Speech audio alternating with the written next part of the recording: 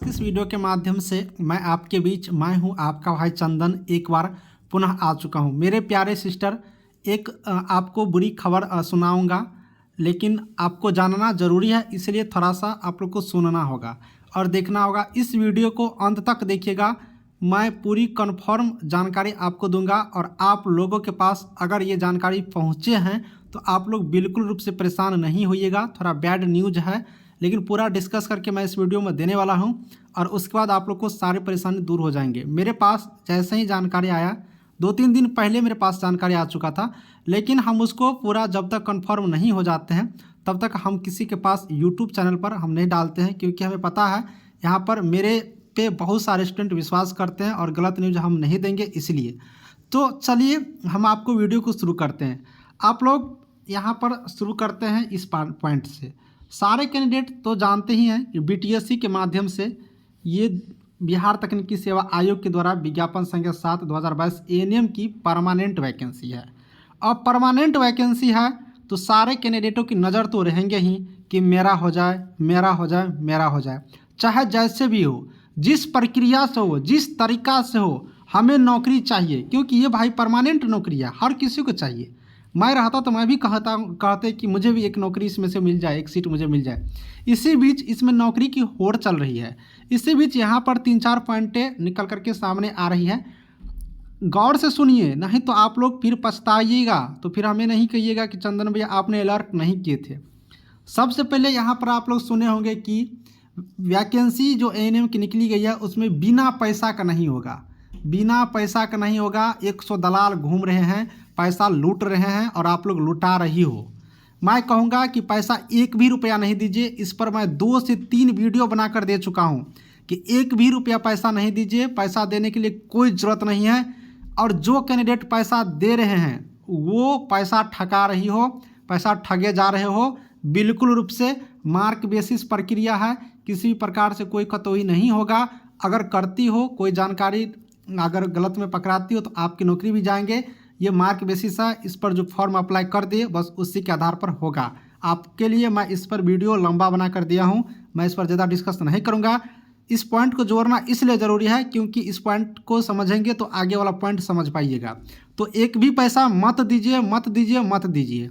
इस पॉइंट को आपने समझ गया और यहाँ पर हम लोग चलेंगे। दूसरी पॉइंट मैं आपको ये जानकारी दूंगा कि इस पॉइंट को आप लोग समझिएगा। मैं इस पॉइंट पर रात में यानी कि कल ही एक वीडियो दिया था कि 1/8/2015 में इस विज्ञापन में निर्धारित योग्यता पूरा कर चुके थे और विज्ञापन प्रकाशित नहीं होने के कारण आवेदन नहीं कर सके, कोटिवार अधिकतम उम्र सीमा में 6 वर्षों का छूट दिया होगा। यानी कि इसके कहने का मतलब है कि 1/8/2015 में जो कैंडिडेट योग्यता पूरा कर चुके थे, यानी कि योग्यता पूरा करने का मतलब क्या, जो एज पूरा कर चुके थे, एज पूरा कर चुके थे, एएनएम की यहाँ पर जो डिप्लोमा होता है एएनएम की ट्रेनिंग पास आउट कर चुके थे, लेकिन 2015 में विज्ञापन नहीं निकल सका, जिसके कारण इन सारे कैंडिडेटों के एज तो एक्सपायर हो जाएंगे, क्योंकि ये 6 साल 7 साल के बाद वैकेंसी आया 2022 में। तो इसीलिए इन सारे कैंडिडेटों को 6 वर्ष का छूट दे दिया कि आप उस टाइम में नहीं भर पाए, यानी कि विज्ञापन ही नहीं निकल पाया, आवेदन नहीं निकल पाया, प्रकाशित नहीं हो सका, जिसके कारण आप तो छूट गए। तो मान लीजिए कि जब 2015 में कुछ ऐसा कैंडिडेट होगा जिनका एज अंतिम चरण में होगा, यानी कि 1 साल या 2 साल या 6 महीना बचा होगा फॉर्म भरने के लिए, तो उन सारे कैंडिडेटों के एज तो एक्सपायर हो जाएंगे, क्योंकि ये 2022 में निकला, यानी कि 7 साल के बाद निकला। इसीलिए यहाँ पर 6 वर्ष को छूट दिया गया कि 2015 में जो कैंडिडेट एज एक्सपायर हो रहे थे वो सारे कैंडिडेट यहाँ पर एलिजिबल हो जाएंगे और वो कैंडिडेट भी इस फॉर्म में अप्लाई कर पाएंगे। ठीक है, तो ये चीज़ है। लेकिन यहाँ पर एक पॉइंट मैं कवर करूँगा कि आयु सीमा, देखिए यहीं से लड़ाई शुरू होता है। आयु सीमा 1/8/2021 को न्यूनतम आयु 21 वर्ष होना चाहिए, यहीं पर पॉइंट है। दुख की खबर यहीं से आपको कंप्लीट और क्लियर होगा। न्यूनतम उम्र सीमा कितना होना चाहिए, तो 21 वर्ष होना चाहिए न्यूनतम उम्र सीमा। अब आपको मैं जानकारी दे दूं, आपने क्या किया है, तो एएनएम की ट्रेनिंग एज एक डिप्लोमा कोर्स है। अब डिप्लोमा कोर्स है तो ये वैकेंसी में न्यूनतम उम्र सीमा 21 वर्ष है, लेकिन आप लोग मैक्सिमम ऐसे वैकेंसी देखे होंगे जिसमें न्यूनतम एज कितना है, न्यूनतम एज आप लोग को देखे होंगे तो 18 वर्ष। जैसे कि जस्ट एक वैकेंसी क्लियर होगा 8853 का, सेम एएनएम की ही वैकेंसी है, एएनएम की ही नौकरी है, सिर्फ संविदा पर है, बाकी ये परमानेंट है, इतना ही अंतर है, लेकिन पोस्ट एएनएम ही है। तो उन सारे कैंडिडेटों की न्यूनतम एज 18 वर्ष था और यहाँ पर न्यूनतम एज कितना कर दिया गया, 21 वर्ष कर दिया गया। अब इसमें क्या हुआ कि न्यूनतम एज जब 21 वर्ष किया गया तो बहुत ऐसे एएनएम के सिस्टर हैं जो इस फॉर्म को अप्लाई करने में छूट गई। जब फॉर्म को अप्लाई करने में जब छूट गई तो वो सारे कैंडिडेट को तो गुस्सा आएंगे ही आएंगे, वो तो नाराज़ होंगे ही होंगे, क्योंकि वो सारे कैंडिडेट इस फॉर्म को अप्लाई नहीं कर पाए। देखिए 2015 में जो विज्ञापन निकलना था 2022 में निकला, एक तो 7 साल लेट निकला, ऊपर से ये एज को लेकर के यहाँ पर 21 कर दिया गया, जबकि मैक्सिमम वैकेंसी में 18 होते हैं, लेकिन यहाँ पर 21 कर दिया गया। तो ये सारे कैंडिडेट यहाँ पर छूट जा रहे हैं।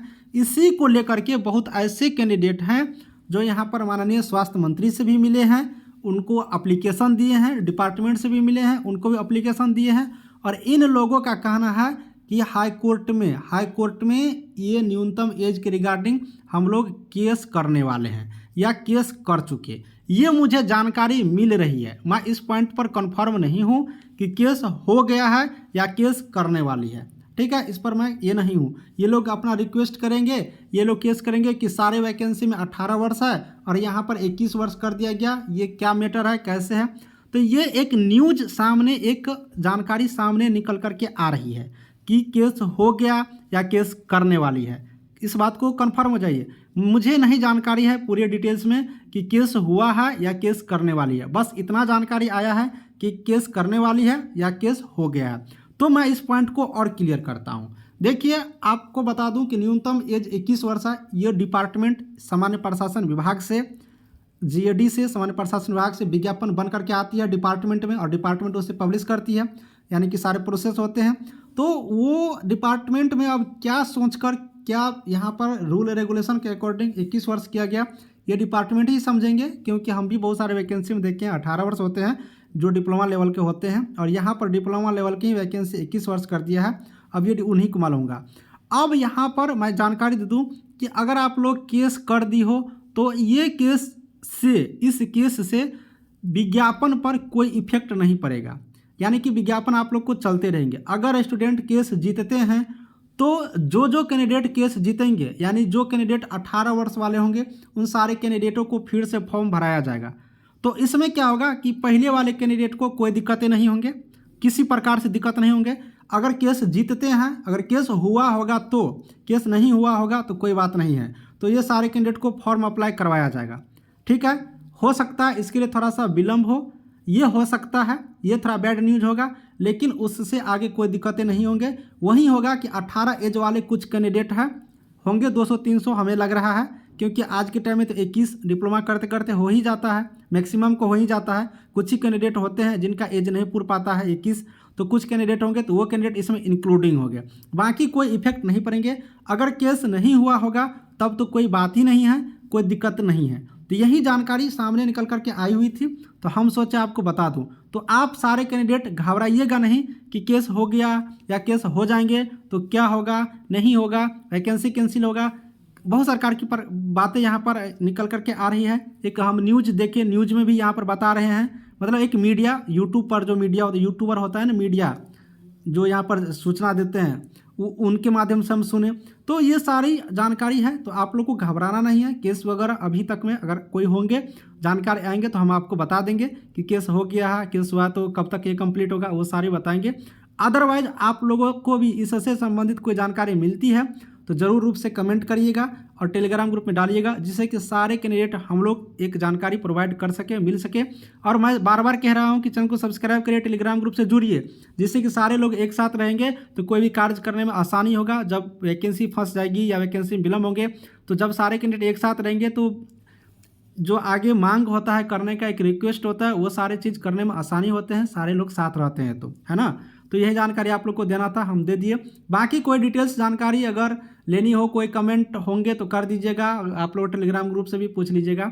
और इसी तरह की न्यूज़ आपका भाई चंदन देते रहेंगे, तो चैनल को सब्सक्राइब करिएगा अगर आपको वीडियो अच्छा लगे होंगे तो। बाकी मिलूंगा नेक्स्ट वीडियो में, कोई नई जानकारी आएगी तो। Thank you.